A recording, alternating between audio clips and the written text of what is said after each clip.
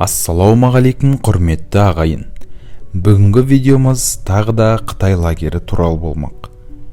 30 градус аязда жалаң аяқ жүргізді. Бұтқа электрошокер тықты. Шыңжан лагерінде отырып шыққандар онда қандай азап көргенін тағы да айтты.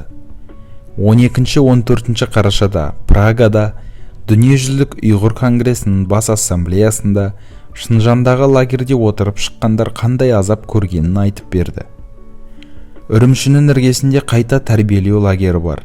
Қытай билігі мені сол жерде 2017 жылғы наурыздан қыркүйекке дейін Қытай тілінен сабақ беруге мәжбүрледі. Сол уақыт аралығында адам төзгісіз азап, зорлық-зомбылыққа куә болдым. Тұтқындар бетон еденде ұйықтайды. Бір камерада 40-50 адам жатады дейді спикерлердің бірі Келбинур Сыдық. Мұғалім Қытай сақшылары қыз-келіншектерді қалай зорлағанын да айтып берді. Олар тергеу азаптау кезінде әйелдерді кезек-кезек зорлады. Кейін, мысалы, тамақ жерде істеген ісін айтып, бір-біріне мақтанып отырады. Әйелдерге арналған лагерде 18-20 жастағы қыз менструация тоқтататын дәрі ішіп, 2 ай қаны тыйылмай өліп тынды.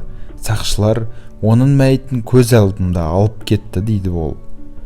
Келбинур қазір Нидерландыда тұрады. Жұмыстан шыққан бойда сол жаққа қашқан. Дүниежүзілік ұйғыр конгресімен бірге Шыңжан лагеріндегі іс-әрекеттер геноцид деп танылсын деп күресіп жүр.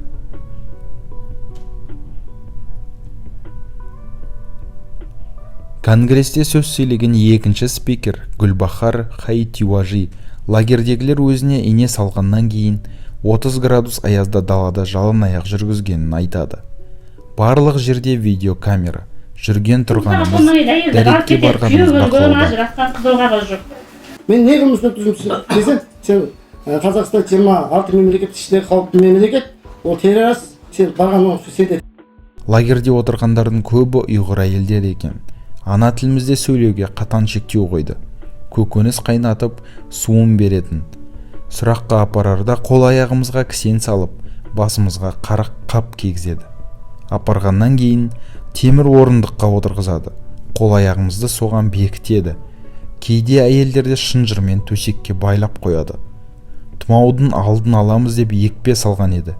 Кейін әйелдердің көбінің менструациясы тоқтап қалды. Кейін лагерге әйелдер сыймай қалған соң бізді басқа лагерге ауыстырды дейді. 15 ай лагерде отырдым, одан мен құлдық жұмысқа сапардым. Құлдық жұмыс қорғалатын бастығы Жияхан деген Құлжаудан, Жанқуа деген Шыңжаңнан көмекке келген Нантун қаласымен байланып сонымен Жияхан фабрикада жауапты. Сонымен 15 ай құлдық жұмыста істеп, әйтеу бірдеме болып шықтым енді, әйтеу көрмегенді көрдім. Сонда ойламайсыз ба, бір күн 14 сағат өмірім болған жерде 2-3 әйелге мына стаканға жылы су құятта қызыл бұрышты азын алып келеді, осымен жуыңдар дейді. Сол тәрбиелі болса сондай болған ма? Я жыламаймыз, я айтпаймыз, басымыз ауырып бір не қадамыз деп сол ашқазанымыз ауырып, сонда жегеніміз ақ күріш, момо, онан басқа тамақ көрмейміз. Сол кездерде белгісіз дәрі береді, ұйықтап қаласыз. Ер әйелді көрістіреді, ана 2 сағаттықтан әйелді адамдарға дәрі ішіледі, сол 2 сағаттан кейін апаларын жуынып, сол суға класстан береді. Олар кісі оқуын намысын сен наруждан таптап жатыр. Сонда мен бетім шыдамай жылап. Бұрынғы тұтқын лагерге түсер алдында Францияға көшкен екен. Тіркеліп, қол қоямын деп Қытайға оралғанда сақшылар ұстап алған. Қазір отбасымен бірге Францияда тұрады. Жиынға келген 3-ші спикер Өмірбек Бекәлі сақшылар мені өзім жасамаған қылмысты мойындатпақ болып азаптады дейді. Ол 2008 жылы Қазақстан азаматтығын алған. 2017 жылы Шыңжан өлкесіне жұмыс бабымен барғанда ұсталған. Қиын күндер 2017 жылы 26 наурызда басталды. Қазақстан-Қытай арасында туризмді дамыту үшін туризм компаниясын ашып, жұмыс істеп жүргенде ұсталдым. Террорист, мемлекетті ыдыратушы деген айып тақпақ болып қинады, қол қоюға мәжбүрледі.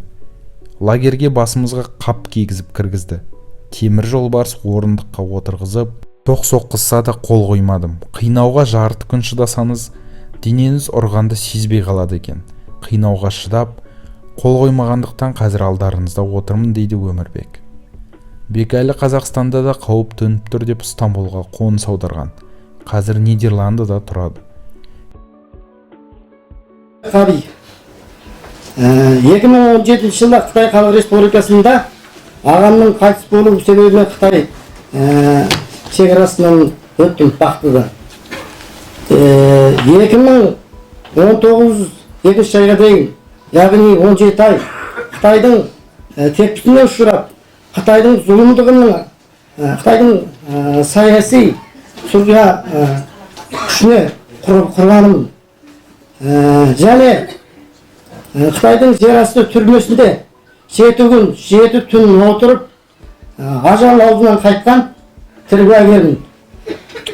Конгресте бұрынғы тұтқындарды Еуропаның бірнеше елдерінің депутаттары мен құқық қорғаушылар тыңдады. Қатысқандар Қытайдың Шыңжаңдағы іс-әрекетін геноцид деп тану қажет. 2022 жылы Бейжіңде өтетін қысқы олимпиадаға бармайық деп үндеді. 12 қыркүйекте Лондондағы сотта да Шыңжаң лагерін көрген қазақтар азапталғанын айтқан еді. Қаншама қазақ әзір әлі түрмеде.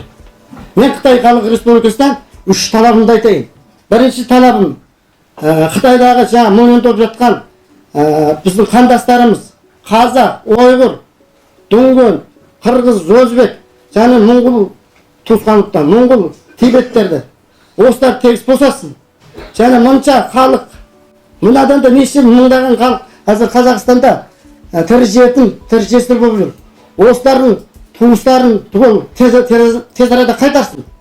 Және екінші талабым, мен түрмеде отырғанда мен әзір бүтін денсаулығымнан 60-та 70-те зайырдым. Екі құлағым әзір естілмейді мен. Екі құлағым әзір аппаратпен ғана жүрмін. Аппарат тапсырсам өптім естілмейді.